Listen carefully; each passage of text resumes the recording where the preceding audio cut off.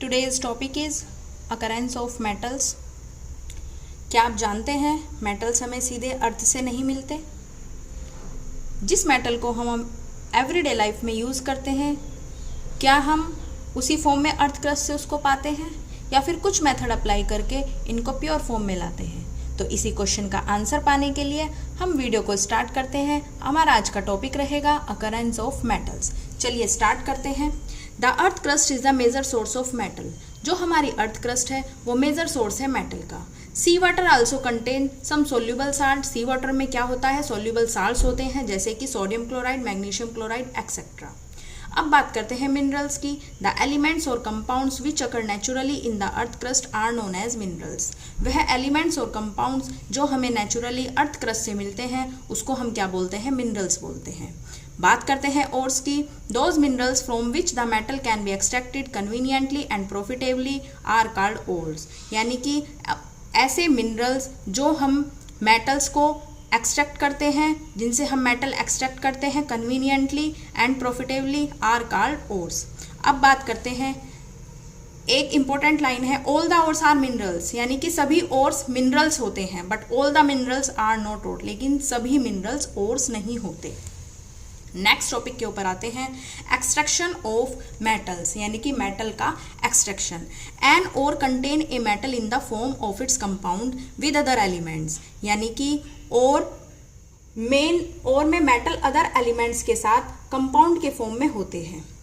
So after the mining of the ore, तो इसलिए जब हम अर्थ से इनकी माइनिंग करते हैं ओर की, it must be converted into pure metal. तो हम प्योर मेटल में इनको कन्वर्ट करते हैं। यानी कि कन्वर्ट तो करेंगे क्योंकि जिस फॉर्म में हम इनको निकाल रहे हैं उस फॉर्म में हम यूज़ नहीं कर सकते, तो इनको कन्वर्ट करना पड़ता है हमें प्योर मेटल में।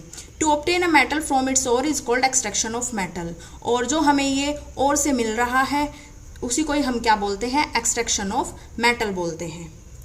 3 major step involve in the extraction of metal. अब 3 मेजर स्टेप है एक्सट्रैक्शन ऑफ मेटल में। फर्स्ट है कंसंट्रेशन ऑफ ओर, जिसको हम एनरिचमेंट ऑफ ओर बोलते हैं। Conversion of concentrated ore into metal, और रिफाइनिंग लास्ट पॉइंट है रिफाइनिंग, यानी कि प्योरिफिकेशन ऑफ इम्प्योर मेटल, यानी कि इम्प्योर मेटल का प्योरीफाई।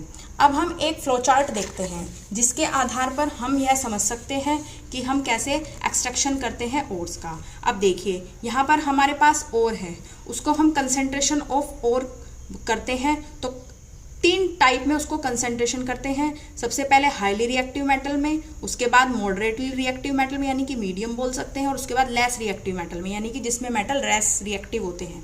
पहले हाईली रिएक्टिव, फिर मीडियम और फिर लेस रिएक्टिव। उसके बाद फर्स्ट जो हमने किया है हाईली रिएक्टिव मेटल, उसको हम इलेक्ट्रोलाइसिस करेंगे तो वो प्योर फॉर्म में आ जाएगा, यानी कि प्योर मेटल की फॉर्म में आ जाएगा। सेकंड वाले को हम क्या करते हैं, जो मॉडरेट रिएक्टिव मेटल है उसको हम कार्बोनेट और सल्फाइड और में चेंज करते हैं। कैल्सिनेशन और रोस्टिंग प्रोसेस से हम उसको मेटल ऑक्साइड बनाते हैं। उसके बाद मेटल ऑक्साइड का हम रिडक्शन करते हैं विद कार्बन और एल्यूमिनियम के साथ, तो इम्प्योर मेटल मिल जाता है हमें, और इम्प्योर मेटल को रिफाइनिंग करके हमें प्योर मेटल मिल जाता है। यानी कि प्योर मेटल हमें कब मिलता है, ये सब मेथड अप्लाई करके। लास्ट आता है लेस रिएक्टिव मेटल, जिससे हम सल्फाइड और निकालते हैं। सल्फाइड और को रोस्टिंग करने के बाद इम्प्योर मेटल मिलता है, और इम्प्योर मेटल को रिफाइनिंग करने के बाद प्योर मेटल आ जाता है। तो ये था flow chart extraction of metal का। अब आते हैं first point, concentration of ore की बात करते हैं। यानी कि जो high reactivity, concentration of ore, enrichment of ore.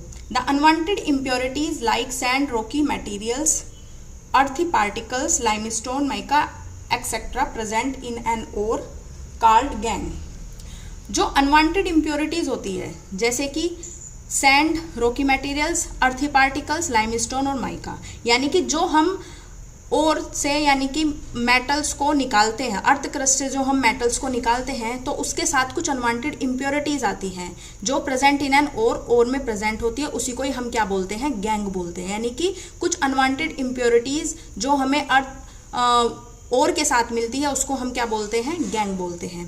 Before extracting the metal from an ore, यानी कि ओर से इन मेटल को एक्सट्रैक्ट करने के से पहले it is necessary to remove these impurities. अब हमें सबसे पहले क्या ज़रूरत है, इन इम्प्योरिटीज़ को एक्सट्रैक्ट करने की, रिमूव करने की।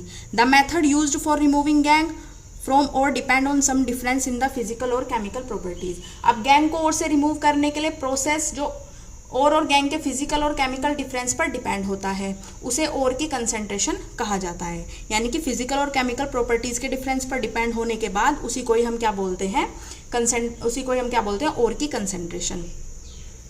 अब सेकंड पॉइंट आता है कन्वर्जन ऑफ कंसेंट्रेटेड और इनटू मेटल, यानी कि कंसेंट्रेटेड और का कन्वर्जन मेटल में।